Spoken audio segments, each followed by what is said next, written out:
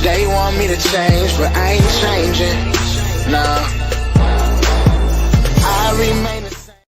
And you are now tuned into another episode of Intellectually Petty Radio, brought to you by M3S3 Clothing. Men make moves and suckers stand still. And as always, on the mighty, mighty, mighty Nerd DJs Radio Network. You already know, man. We only rock with legends around here. Shout out to the Lions while I'm at it, man. Shout out to the motherfucking Lions. Anyway, we got one of the GOATs in the game coming on today, man. OP, the director of lifestyle and national urban mix show radio for Warner Brothers Records. Yo, it doesn't get much bigger than that, man. And just an overall dope ass individual, man. How you doing, King? I'm good, man. How you feeling, my guy, man? Shout out to Intellectual Petty Radio, man. Appreciate y'all for having me. Oh man, that's dope. Hey, put your camera up just a little bit, because when you scoot up a little bit, like half your face is gone. Got All it? right, yeah. Oh wow, is that a palm tree? Yeah, man. I'm over here. I just got to Tallahassee, Florida. We're doing a DJ Depp weekend. Okay, what is that? So DJ Depp is a big DJ out here in Tallahassee. He does events every day. Kind of like a core DJ, but not really. He does like parties and events from like Monday all the way to Sunday. So DJ Depp is a legend out here in Tallahassee. So he does it like every year. He's been doing it for over 10 years. He's been doing it for a real long time. Okay, you got a really, really long, fancy title. What exactly do you do, bro? So I'm executive director of lifestyle. So when we say lifestyle, back in the day we used to call it street promotions. Street team promotions. So now we call it lifestyle. Lifestyle meaning going into clubs, making sure that mixer DJs are having the record and make sure they're playing it, inside the clubs. Servicing the DJs, the records that we work in. It could be independent, it could be major and things like that. So we call that lifestyle. Like you can say like lifestyle comes with like something like a PR when you do the whole little podcast interviews and things like that, tastemakers and stuff like that. So as far as lifestyle, that's that side of it. But then when it comes to national mix show radio, my job is to make sure it's a service. The program directors, music directors, and mixers that's on that mix show radio station records, to make sure that they're playing it. So I help serve the whole Southeast. So from Atlanta all the way to DC all the way down to Miami, to LA, to Chicago, to Ohio, and Indianapolis, and things like that. So we make sure that we service all the records that we're working at Warner Records to make sure they have it, make sure they're playing it, make sure that we take care of our DJs as much as possible, and make sure that they're up to date on everything that we have going on. Okay, so you don't get to pick the talent then? No. I don't get to pick the talent. So we're behind the scenes of doing the marketing promotion. We're the machine behind the urban side. To make sure that the records getting played in the right places and getting played correctly. We have an A&R team. That picks the artists. But when it comes to picking certain records, yeah, we have the control to pick certain records if we all agree to it. Okay. Now, I don't want to get you in trouble, but I know in your career you run across some artists that you just was like, this person is just horrible, but I'm gonna give them my 100% effort anyway. Mm. You How want do me? is that an internal conflict for you? Like somebody that like as opposed to an artist where you like, oh, this person is phenomenal. I need to see this person win, as opposed to somebody that's like, oh my God, this nigga's horrible. I mean, you'll get that sometimes. Like you'll get something sometimes that be like, oh man, this record's horrible. This ain't it. Sometimes our opinion don't mean nothing. Because if the label and the people want to go with the record, we got to pull our sleeves up and go in. You know what I'm saying? Even if we like the record or don't like the record. But it's been records where we love so much. And it was like, this the one. I like it. And then that's a record they might not want to go with, or the record they do what it's supposed to do.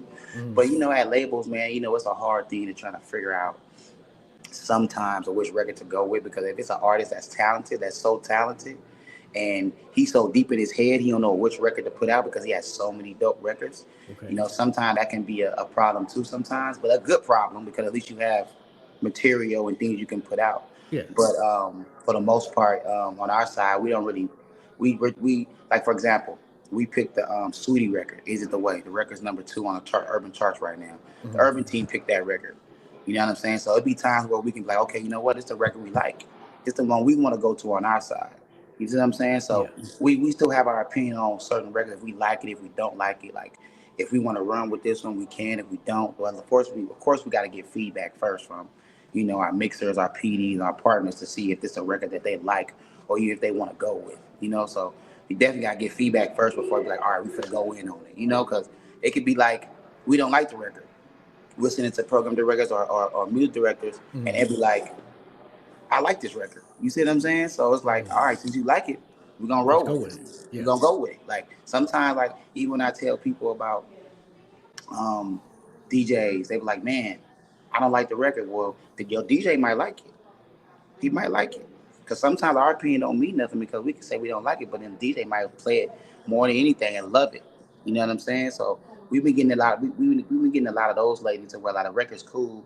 Nah, man, I like it. I'm gonna play it, which is good. You know what I mean? Okay. So certain records take time to like.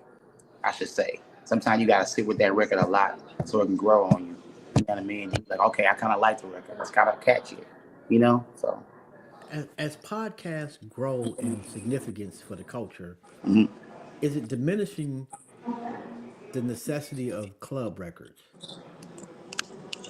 Ask the question again. What do you mean? Say it again. As podcasters grow in the Hmm. culture and Hmm. become more popular, and Hmm. more artists have to go on podcasts to promote their Hmm. products, Hmm. is it diminishing the necessity of a club record? I don't think so because I feel like you need to always have a club record. Okay. Like, because sometimes a radio record might not take you to where you need to be because sometimes you got to have a balance.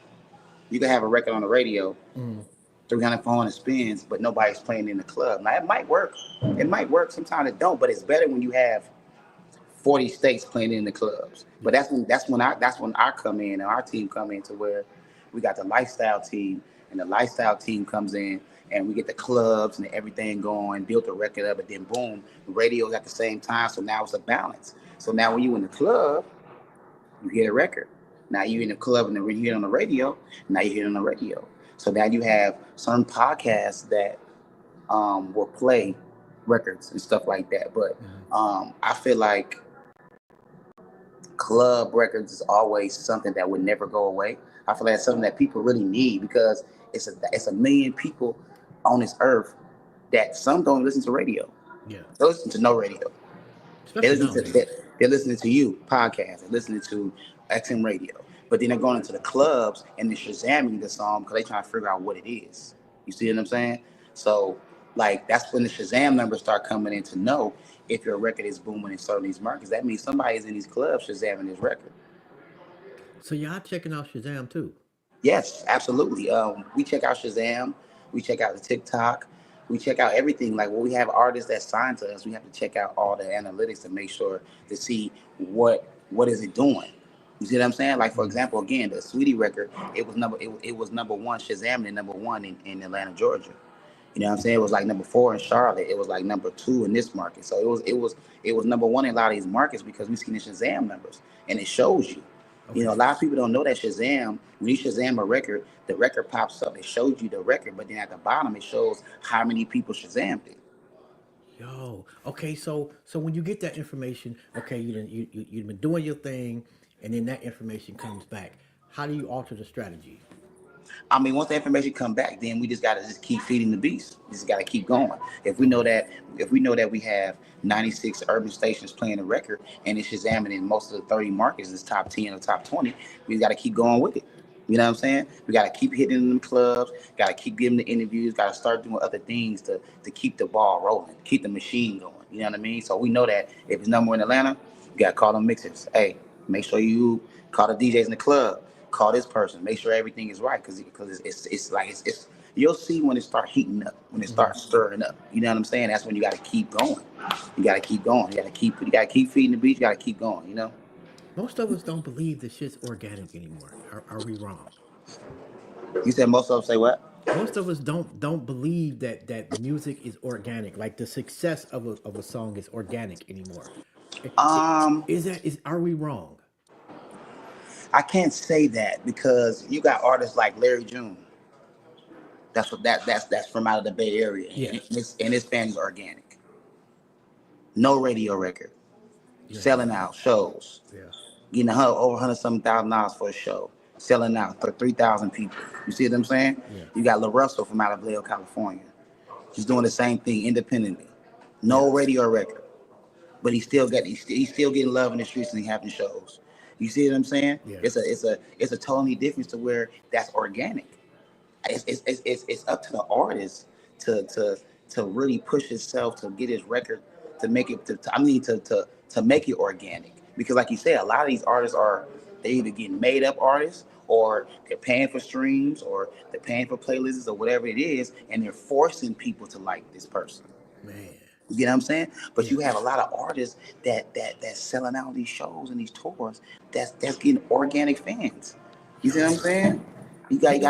And you gotta remember Tech Nine been blowing up for crazy years, nigga. and it's organic. Now He's that not, nigga is a unicorn. but people have to look at how he did that. People have to look at how some of these artists that still streaming, that still have numbers, that still has fans. You see what I'm saying? Yeah, When NLE Chopper came out, NLE Chopper had, it was organic. When he I came out with the like the young records, kid it too, was man. organic. That Like nigga's kind of dope. and he signed us at Warner. You see what I'm saying? So he's been there for a while, and Hmm. all his fans was organic. And ain't no bots or no nothing like that. You see what I'm Hmm. saying? So it's still out there. People, it's up to the artists on how they strategize their music and their promotion to get people to see them and like them. You see what I'm saying? Yeah, And it's always a way around it. Like I said, I can name Larry June. I can name I can name E40. He still has fans. You see what I'm saying? You can name. You can name. We can go back. We can go back. We can go Trey Songz. You see man, what I'm saying? you It ain't wasn't no lying. made up bots. It was a like. It was back in that day. It was so organic to where, Yeah, like, in order for you to know if a person was popping, you had to fly to the city. There was no hmm, social media. There was no Twitter. There was no Instagram. There was no Facebook. So you either heard the record in the radio, you heard it at a club, you heard it at a yeah. bar mitzvah, you heard it on somebody riding a bike, you heard it at a picnic, to where like, damn, I keep hearing this record. So now for the fly out to see what this artist is about. And that's where I grew up on the old school guerrilla marketing organic to really know if an artist is popping or not. You know what I mean? I'm watching. I don't know if you're familiar with this guy Kev on stage, but big social media presence, big content creator, and he posted something today Hmm. because someone said that he wasn't funny, he was just likable. And his whole premise was likability is what pays. Wait, Because what's the artist's name? he's a comedian actually. His name is Kevin on stage. Oh, Kevin on stage. Okay, I heard him. Yes, Oh, yes. he gave like a master class in maybe 2 minutes on Instagram over the importance of being likable, Mm. as opposed to being talented.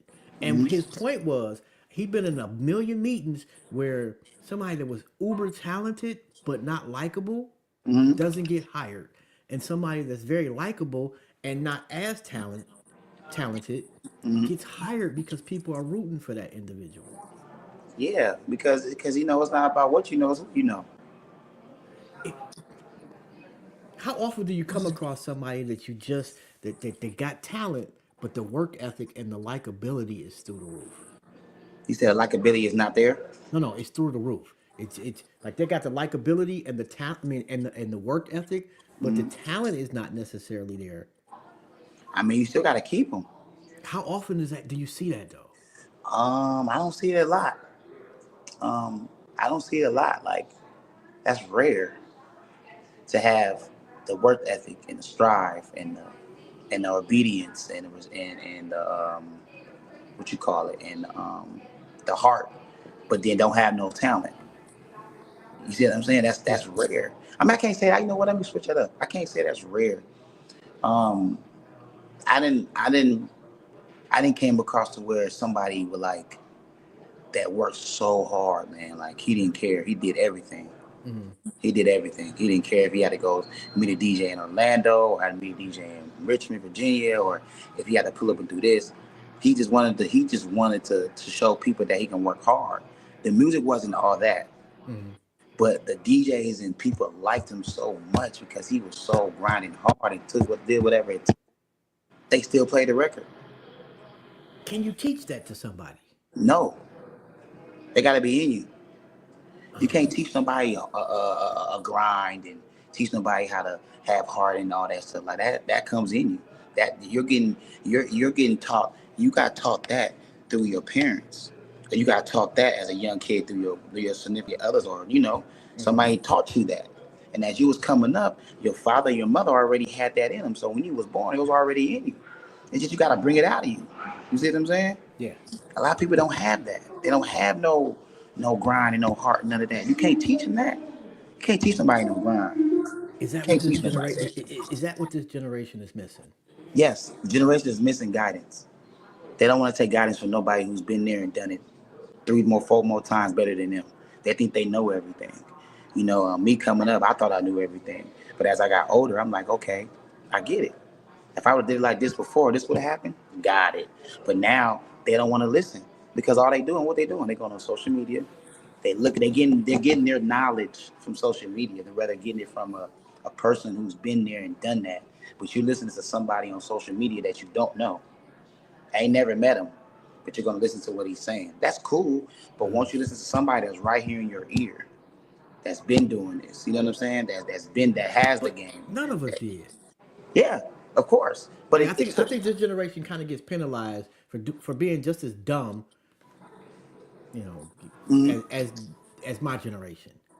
Yeah, but you think about it, your generation was probably one of the dopest because I disagree with you completely. I'm sorry to cut you off. I think my why you say generation, that? it's as far as my generation of black people, I'll put it that way.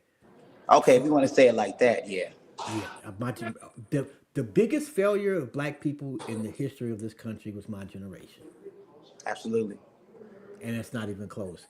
Mhm. And the problem with my generation is that we refuse to acknowledge that, and we refuse to acknowledge the fact that we did an extremely shitty job of teaching this current generation how to be better than us. but but but it's the trying to teach these young kids to be better than us is that they don't want to be. They don't want to be. They they don't want to learn. They don't want to. They don't care. You know what I'm saying? Like it's sad because back home in the Bay, I'm from the Bay, I'm from California, so Mm, back home, we got a lot of violence and stuff like that, and you have a lot of people, in the community like Mr. Fab and a lot of people, and trying to get the kids together to stop the yeah, violence and things like that. Giving back to the community, giving back backpacks or giving turkeys or things like that, trying to um, capture the kid's mind to tell them that there's other things you can do than gang bang, other things you do than having this, or if you do this, it's gonna be this. And it has its obstacles. Shout out to the Hunkster out there in the Bay. He's an advocate out there in the Bay. He didn't been to jail and came out and changed the narrative for himself and the people in the community of Oakland, California. But it's hard when you just that one or two people, you know yeah. um, having more than just two people. Not saying we don't have more than two people, but we need more people to step up. Like, hey, we need to do this. But again, it's hard to do that when they don't want to do it, or they don't want to learn, or they don't care about it. You see what I'm saying? Yeah. A lot of these kids are misguided. They have a lot of OGs that's around them that's not telling them what to do because the OGs are scared of the little kids. Well, You know what I'm saying? they making money off these niggas. Yeah, of course. I think that's the biggest problem. Like when I look at the music, the music that I don't like from this generation, Hmm. and I look who's behind that person, it's somebody 50 years or older. Yeah, for the most part, but you got to think about this. Like, A lot of these artists that's getting signed is getting signed by A&Rs who's particularly, Yeah. some are African American, some are not, but some you got some A&Rs that know the culture, Mm-hmm. that knows what to do. So even though the CEO might be, you know, 50 years old or 60 years old, he still has the structure of the A&R who has a good ear to where to sign the artist. You see what I'm saying? Yeah. Now people might think like, oh man, this artist signed with Woo Woo and he got killed and they're gonna get the money from it. No, that's not how it is. So my thing is that it's not the label fault that the artist is dope and the artist has issues or violence or things like that. Some of these labels are signing these artists because they're talented and they trying to help these artists get out of that situation that you're in. You see what I'm saying? They trying to get you out of that and give you some bread to change your life. But then it goes back again what we said. We're trying to change your life. So once somebody tries to change your life, you got to change yourself up. But you can't still do the same things you're doing when you're in this big position Yeah. and you still want to You can't go. be the same nigga. Yeah, you can't. You It's can't be want to go still stay on the block on the corner sell yeah. drugs. You can't want to go pimp. You can't want to go do certain things when you're an artist. You're a superstar and you're still outside hanging on the corners, Yeah. or you're still hanging in the hood. Yes. So the labels are trying to help artists out to change their life, but it's not their fault that the artist doesn't want to change the way that they are once they get in that position. Yeah. Like when I got in this position, I come from the street team side. Like I didn't have label accounts with Empire, Capital, Def Jam, Epic, and all that. So coming from the street side, I always work with labels. But then once you come into a corporate label, you got to switch some things up. Mm-hmm. Even if you're getting this amount of money or that amount of money, you got to switch some things up because the people that you with now is not going to be the same people that you with over here. You got to switch some stuff up. We can't do the same things. Same thing goes with an artist. Same thing goes with if you have a job at a bank or if you have a job at an insurance company. You're not going to sit there and say, "Oh man, what's up, my guy?" Who you ain't gonna talk all crazy. You're Yeah. gonna talk another way Yeah. because You, you have you to don't code change. switch. You got to. You have to change. You have to change the way you are as a human being. You can't act the same way everywhere you go. And I You see what I'm saying? and I'll say this to the young niggas out there: if you successful and you go back to the hood and your niggas allow you to stand on that same block, them ain't your niggas. Absolutely. You the breadwinner right now. They should be Absolutely. protecting you like the golden goose. Absolutely. Now, And if you going down to see your peoples down the hood for 20, 30 minutes, I get it. You want to make sure that you see them, you showing love. Okay, then get absolutely, up out of there. But yes, you ain't got to go there every day. no, and you You know don't have what I to. mean? Them niggas should know not to bring work around you. They should know that you should only be in certain areas. Like they should be telling you how to maneuver now Exactly. I mean, in a good way. once you from that area, you should know how to maneuver. But you just have to like maneuver differently. You know what I'm saying? You have to do stuff differently. And I'm not sure So what happened, but shit just went black. hold on one second. Oh, you must get the phone calls to do that shit.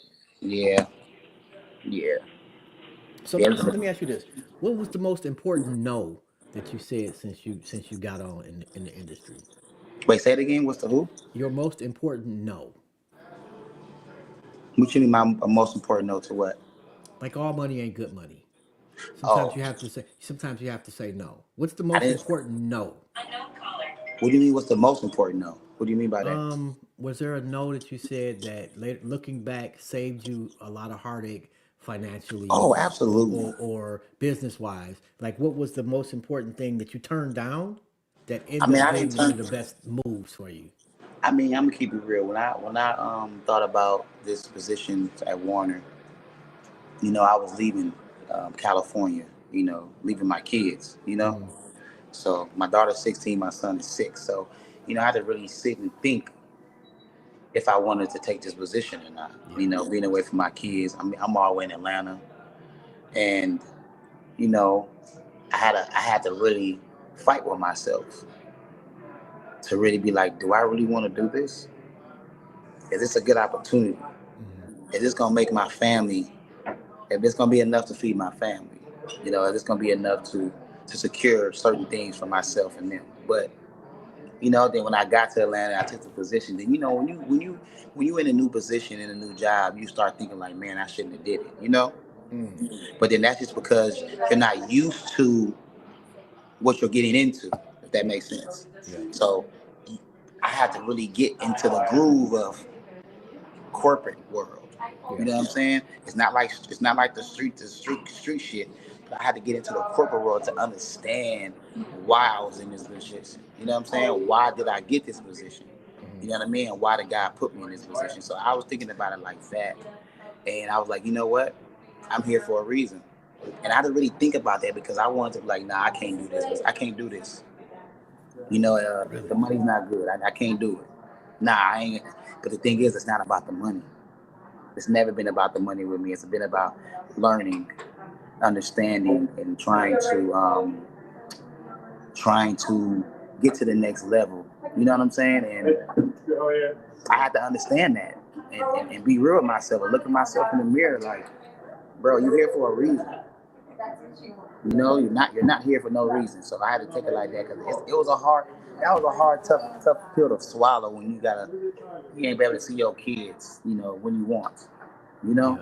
Yeah. Yeah. But this one probably was the most biggest opportunity that I took in my life because, I love my kids to death. So um, I had to really think about it though and be like, yeah, this is what I'm going to do. So this is my second year at Warner. January 29th will be 2 years. Will be a year at Warner. You know what I'm Okay. saying? My So birthday is the 30th. Just throwing that out there if y'all want to say no more. celebrate. I got you. Send me a cash app. Say no more. Nah, but I love it, man. I love where I'm at, man. I love my team. Um, you know, Warner does take care of us, man. They make sure we good. Um, shout out to Ryan Stu, shout out to Corey Sparks, shout out to Joan and Lexus. My urban team over at Warner. I had to have tough conversations, with certain people so I can know if I really wanted to do it. And, I'm still here, man. I love it. I enjoy it. I'm not complaining about it. And, I'm blessed, man. And I'm happy that I took the position. At Okay. first I was like, oh, no, but I'm happy that I took the position because it opened up doors for you. And, you can learn a lot to figure out how the corporate world works. What's the next level for you? Honestly, man, I want to start my own label. Back home, people back in the day was like, man, you should start your label, you should do this, you should do that, and I was like, nah, it takes too much work. Me being in the label and seeing how they structure everything, Mm-hmm. it takes a lot of work. Not saying it can't happen, but I definitely I want to own a label. I want to showcase artists that I know that's dope, that I know that's dope. I want to showcase certain things, but if I start a label, I'm going to do it the old school way. I'm not fit the, of course you gotta blend in with the times, but I'm still gonna do the old school guerrilla marketing because it still works. Who do you listen to now? Or are you allowed to say anybody outside of Warner Brothers? Yeah, like music I listen to. Yeah. Oh yeah, for sure. I mean, if I'm on some cool chill, have my mind right on some chill, like talking about life and depression or talking about girlfriends type stuff, I'm listening to Tootsie. You know Okay. what I'm saying? I'm listening to Ride Wave. I want to get hyped up real quick. I want to think about getting some money or something. I go to Moneybag Yo. Okay. You know what I mean? And if I want to get on some player stuff, I listen to E40 or Richie Rich or Too Short back at the home at back home field. It's a lot I listen to, man. I have a lot of different variety of Man, music. I you listen to don't look old school old too. enough. You don't I look mean, old enough to be fucking with Richie Rich and Too Short, bro. come on, man. What you mean? Come on, Okay, man. listen. I'm born in '86, man. So I grew up on the hyphy music, Richie Rich, Too Short, E40, Three Times Crazy. You know what I mean? The Loonies, Mac Dre, Damn. Kick the Sneak, Mac Mall, Big Rich. Like, you know what I mean? Like, I grew up on all that, man, being a young kid and seeing that, it taught me a lot too. You know what I'm saying? Like just listening to their music, in the Bay, a lot of artists, old school artists was giving us game. Man. E40, Too Short, Richie Rich, Mac Dre.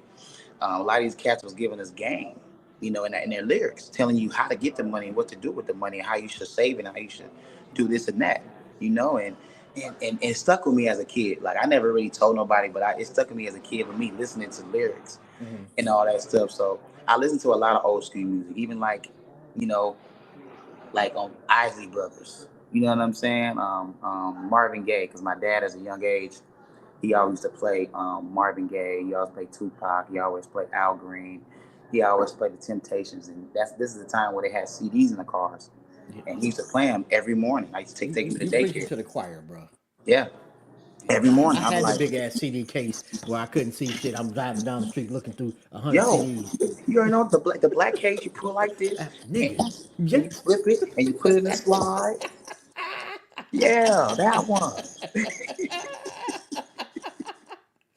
Yo, but it was, and you know, this is a conversation we've had on the show a few times. The experience of the CD coming out was just different.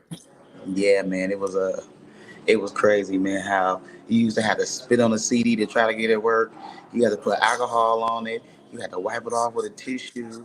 You had to like, damn, it got scratch on it. Sometimes it works, sometimes it might work. So then, the era was so different because the CD players was so big. You put the CD in there, or the DVD, or the D-Ray, or the X-Ray. Like I forgot what it was called, D-Ray, X-Ray, what it was called. But yeah, that era, man. That's our era, man. That's our era. Like, you know what I'm saying? The tape players. Let's go back. Let's say the tape players, the tape cassettes before the CDs. You see what I'm saying? To where if the whole little thread came out, you had to turn it Oh, to try nigga, to get it back into motion and put the tape in. that Sometimes it put might get a little ate up. piece of tissue in the little Come slot on, at the the little. bottom of it if you want to record some shit over some shit you didn't like. Oh man, Come on, man. Come on, man. yo, but that was I really do get into some of the music now.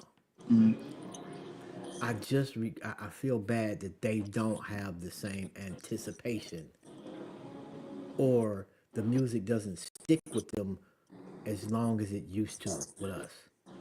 I think it's because of the lyrics. I think it's the lyrics. Because back in our day, people were saying so much metaphors and made you think like, damn.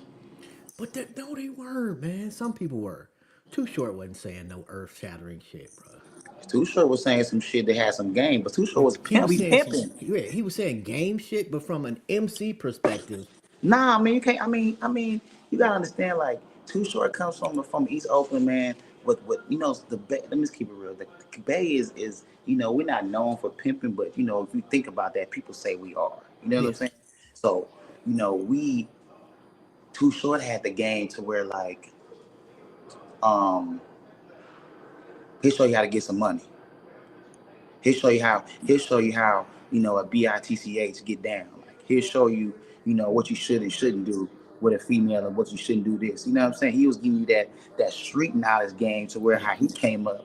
yeah. And y'all either gonna take this Or or you y'all not. not. Yeah, Same thing with E40. I'm giving y'all game on how to get the money, how to save it, how to put it up, how to invest it. But if y'all gonna listen to this game, if y'all not, then y'all not gonna get it. But the thing is, people got to go back and listen to E40 and Too Short and Be Legit and the Click and listen to what they were saying. nigga. They was spitting so much game, it went over people's heads. And I got a chance to interview Be Legit, Mm-hmm. and I never doubted like the intellect of rappers, but your man was just so phenomenally smart Yeah, man. and was able to disseminate what he was saying Mm-hmm. in such a palatable way, but Mm-hmm. it wasn't like a bunch of He knew what he was saying. He was confident about what he was saying. He had facts to back it up. Like it was Yeah. just a beautiful ass motherfucking conversation. If I'm being Yeah, honest, man. He's a pioneer. He's one of the pioneers in the Bay, man. He's a legend, man. So he has his that smooth flow. You know what I'm saying? I mean your area. You know what I'm saying? He has that. He's mellow with his music, but it's so smooth with it. Like he's so player with it. You know what he I'm talked saying? that shit. Yeah, man. He gonna give you them isms. You know what Yeah, I'm saying? yeah, He gonna give you them isms. If you wet behind the ears, listen to this album. He gonna get you right. You know what man. I'm saying? Yeah, who do you call for advice? Um, I have a few people, man. That I call, my mentors or people I call for certain things. I want to shout out to my guy D Train. D Train. I've been under D Train since I was 18.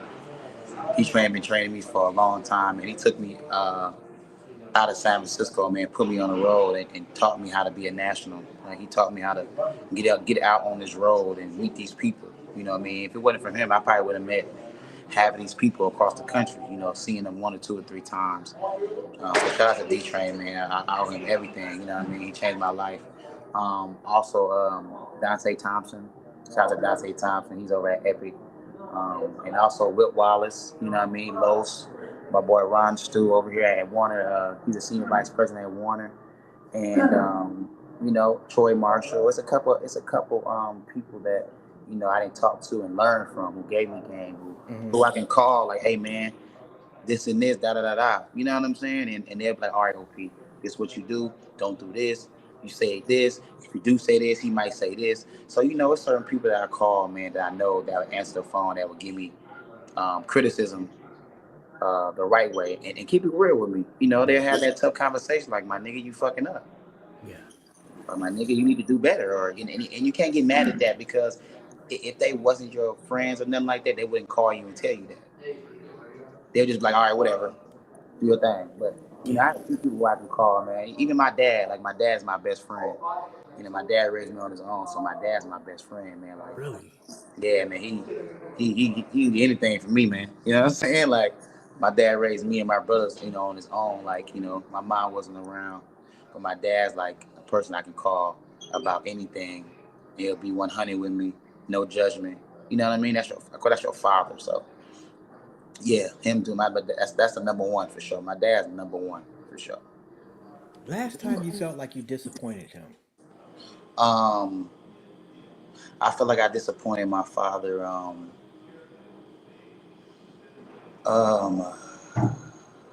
Probably when I was 19, 20, because, you know, I was in the music game. I was doing street team, but my dad wanted me to, he wanted me to go to school. You know, he wanted me to go to college. He wanted me to, if college don't work, go to the Army, go to the Navy. If that don't work, and I feel like at the time I disappointed him because, I didn't do everything that he wanted me to do. Or I can't say what he wanted me to, what he set for me to do. Like, he had a certain type of plan that he wanted me to do. And, me being me being hard headed, I'm like, I don't want to do it. I was, That's I not was, hard headed though. I don't want you to. I just yeah, can't. I can't let you say that was hard. That's not hard headed. That's you being honest with yourself. There's a yeah, difference. yeah. But at the time, I was young. I thought I was hard headed. Now that I I know got it you. now, I Yeah. can say that I thought for myself and I made my own journey. But, Yeah. I feel like I disappointed him because I was going to school. I was supposed to go to Howard. I was supposed to go to this. I was playing basketball. I want to do so much. I was supposed to do that. It was all expectations. We had, letters coming in from schools, shit like that. And I didn't go. So Yeah. I wanted to make some money. And I went to community college, and I managed a clothing store. And then, see, the clothing store is what really changed my life. But me doing that, he expected me to do other things because I ain't had no money coming in at one time, you know. And, I'm asking my dad for money. I'm asking him for money. I need help. Give me some money. You know what I'm saying? And he's Yeah. like, you need to figure something out because I'm not going to keep giving you money all the time. You see what I'm saying? And, Yeah. and and I feel like I failed him at one time. But then as he seen how serious I was, how how eager and how I wanted it so bad when I was doing street team and, road managing for certain artists and things like that. And he started seeing the checks come in the house. He's like, oh, okay, like this is really for real. I'm like, yeah, this is what I wanted to do. So as I got older, he started seeing it. And then he said, you know what, son, I love you and appreciate you. And I'm happy you stuck with it. Because he didn't want me to do it. He's like, man, go get a job. How You long got did it enough money take for him coming to get to in. that point? Like, how old were you? For him to really see it,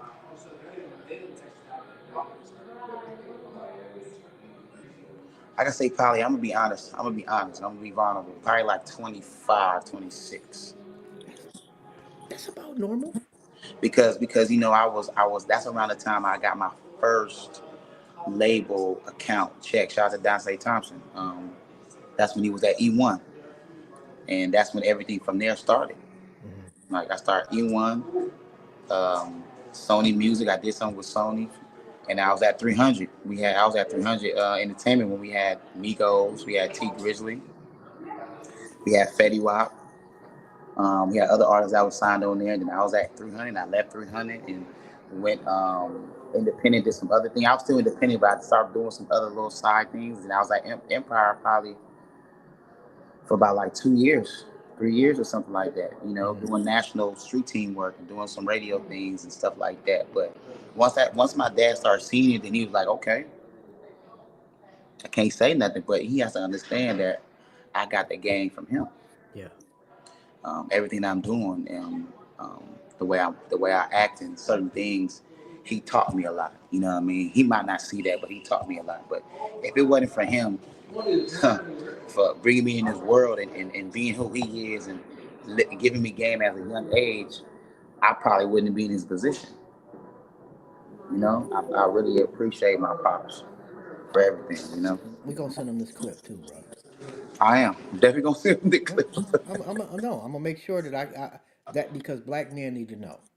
Yeah, man. Like, you gotta understand, man. Without our parents, we wouldn't be here. Regardless if you hate them, regardless if you dislike them, like you wouldn't be here if it wasn't for them. You're a reflection of your parents. Yeah. At the end of the day, that's how I was taught. You mess up, something happened, they gonna call me because you're a reflection of me. That's how I was getting told as a kid. So as I got older, I'm like, it's the same thing. If I do this, and say my dad's one of them guys, they gonna call him like, hey man, your son, who did you do? You know what I'm saying? And it's crazy. I used to tell my daughters that for years while they were growing up. You're a reflection of me. Mm-hmm. Like literally. Mm-hmm. And like they're like them. I could get upset about something, but if they felt like they disappointed me, Right. that was a whole different thing. So yeah, I see that 1,000%. But Yeah. this is a question that I ask everybody that comes on the show. You're sitting on a park bench, and God sits down next to you and says that you can ask him or her one question. What would it be? Why do you take away good people and leave the bad people on earth?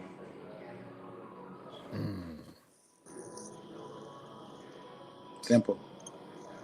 There's so many people that passed away that shouldn't pass away. There's so many people on this earth that's bad and horrible, that do so much, you know, messed up stuff. Then you got people who genuine, who's doing good for their family, doing this, going to school, going to college, has a great job, great credit score, being successful, got awards, doing this, and then something tragic happens. Yeah. They either have a heart attack, or somebody get killed, or they have a car accident, or they slip and fall, or it's so much tragedy. I be like, man, why? Like, this dude right here didn't kill somebody and he got off. This person right here is the most successful person in the country, and this person gets robbed and killed. I don't know, For man. what? I've thought about that myself, and there's a part of me that thinks that we all get a certain amount of time to fix our journey, so to speak. Mm-hmm. And like, say the person that killed somebody and got away with it. It's not that he's just leaving him here or her here just because. Mm-hmm. They have to fix that part of their journey. Mm-hmm. And when they do, that's when they go. Some Mm-hmm. people fix their journey. Some people's journey doesn't need much fixing. Mm-hmm. Some people come out the gate and they're just good people. I got an aunt that's just always been a really wonderful person. Right. So their journey doesn't need to be fixed as much as somebody who's been beating people up for no reason since they were 6. Right. So, and it's just, God ain't tell, he not talking to me about it. He not getting my advice. But I think that we just all have to reach a point where we've kind of like fixed our ledger, so to speak. Mm-hmm. I can agree with that. So I I can don't agree know. with that. That's an Like, interesting question. as human beings, man, they always say that God has a plan for everybody. Yeah. Everybody has their time and their day. But that's a question I would ask, because it's a lot of people that lost a lot of good people, and they still grieving and crying to this day. It's like that's an answer that needs to. I mean, there's no way he's gonna, answer that question. But if it did come down to, that's a question I would definitely ask him. Who was the What was the dopest thing about the Migos? Definitely about the Migos, man, that they all three of them are all different. You see what I'm saying? Like they all different. They all talk different. They all talented in their own way. And one thing that tripped me out was we took the Migos. Shout out to Jay and Dino. We took the Migos to Power 106 in LA, and you know, P up there. I met P for the first time up there a few years back. He was up there, and I'm trying to figure out like they all rolling in all separate cars. Quavo got his black car. Um, um, um, Offset got his black car. Takeoff got their own. Like they all in separate cars. You know what I'm saying? But they're all pulling them at the same time.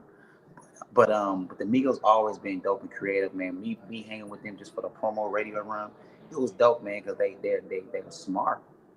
They feed off each other. You know what I'm saying? I know people see their interviews, but I seen it in real time. Like them kid, them. I can't call them kids no more. Them artists are like, they're dope. You know what I mean? It was a moment. It was a dope moment we had. We all had that Power 106. It was something that probably would never ever happen in history. I don't know if I should talk about it, but just know that it was it was a lot of smoke in the air. You know what I'm saying? Shout out to Jay Cruz, man. That's Jay Cruz, man, out there in LA, man. Power 106, man. I mean, he had Power 106. He had 92.3. But shout out to him, man.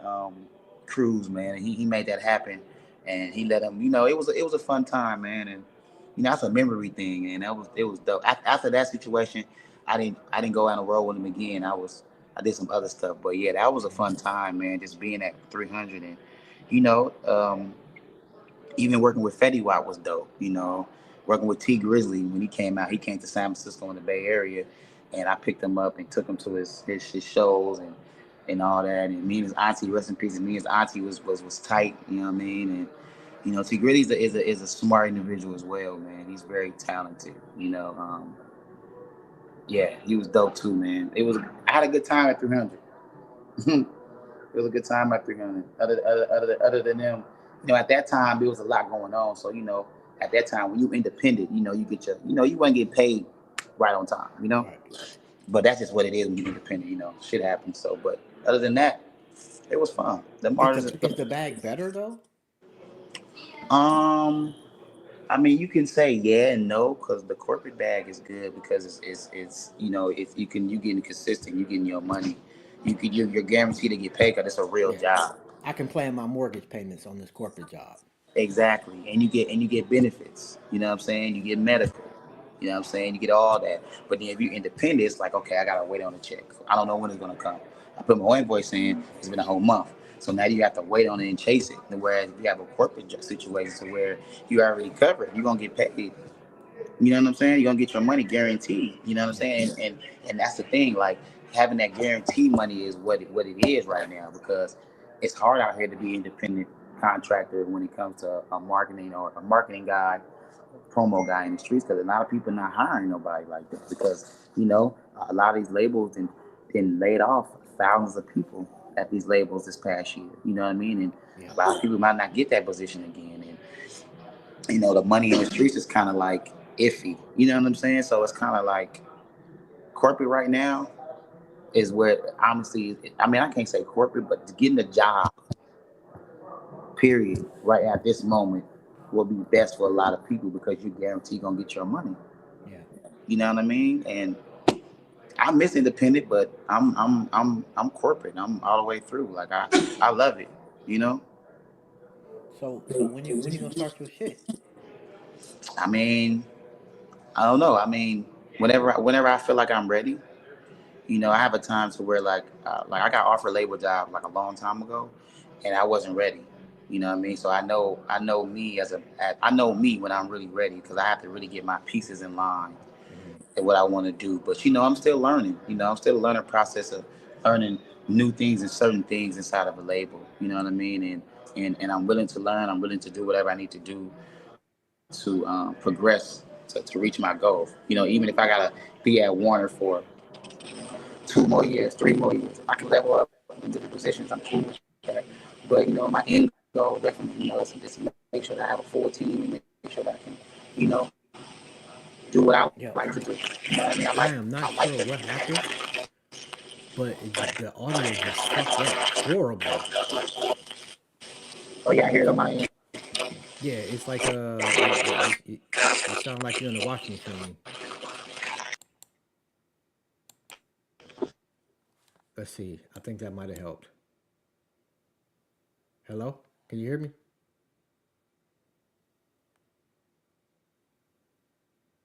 Well, I don't hear anything, which is, I guess, is somewhat of a good thing because I don't hear the static and shit. Um, yo, very, very, very, very dope conversation with OP. Um, and we've only got a few minutes left, so hopefully he can tap back in audio wise. But you know, when you get these phone calls, that's the thing I don't like about StreamYard is that a phone call fucks it up for you, and they really need to fix that. But other than that, man, you know, I'm fairly satisfied with StreamYard. Yo, and I gotta say one thing, man. My manager Rita, man, and I always I'm one of those people. If I'm riding with you, I'm riding with you. I'm going to be your biggest cheerleader. I'll be your biggest fan. I need you to feel good about how good you are. And Rita is so unequivocally dope. And I don't just mean as a manager, but just as a person. She just really is a dope ass individual. And I have been absolutely blessed um, to have her on board or working with, you know, to work with her. And I just can't ever thank her enough. I don't think OP is gonna come back. We ain't got but about 3 minutes left anyway. Um, we do have the Levert experience coming up at 7 o'clock, and I know the Flyers had those times switched up.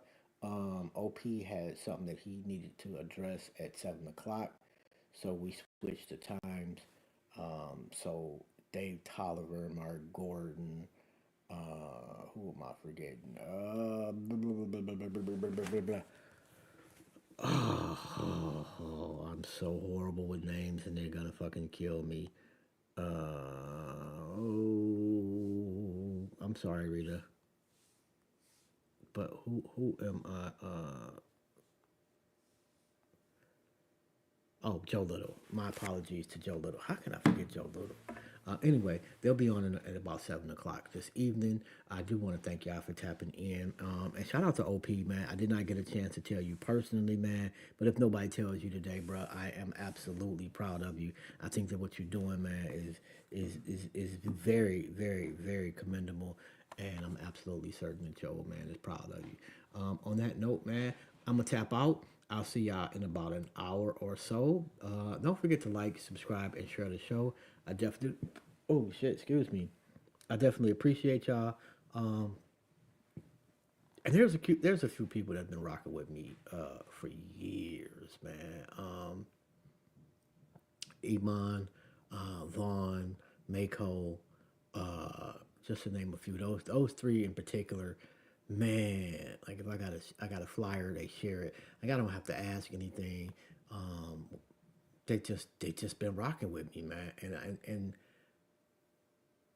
I cannot possibly quantify how much that means to me. And I know I'm forgetting some people, and I do apologize. Ty been rocking with me for years. She's just been dope. Um, Mahogany Unicorn. I'm not gonna scream it, but Unicorn. Shout out to you, definitely. Keith Horton, my guy. Student Minister Troy Muhammad, Mikey Eckstein. There's just been a list of people that just unequivocally have been rocking with me, and I don't know why. Sometimes I don't even feel as though I deserve it. But it's always appreciated. And I just felt like telling y'all. So thank you from the bottom of my heart. I'll see y'all in about an hour with the Levert experience.